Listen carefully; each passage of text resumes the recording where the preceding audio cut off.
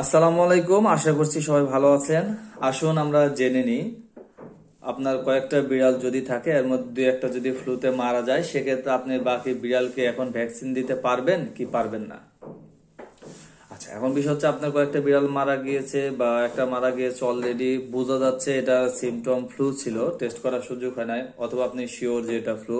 সেক্ষেত্রে যে বিড়ালগুলা বেঁচে আছে, যদি একাধিক বিড়াল হয় আপনি তার মধ্যে থেকে একটা দুইটা বিড়ালকে ফ্লু টেস্ট করতে পারেন, অথবা যদি একটা বিড়াল থাকে ওইটাকে জাস্ট ফ্লু টেস্ট করলেন।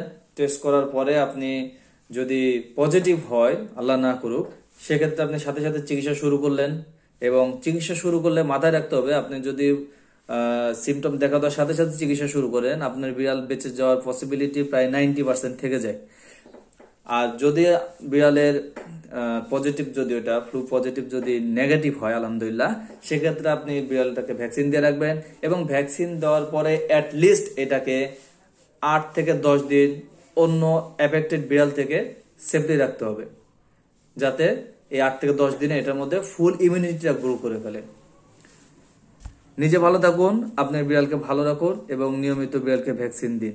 আসসালামু আলাইকুম।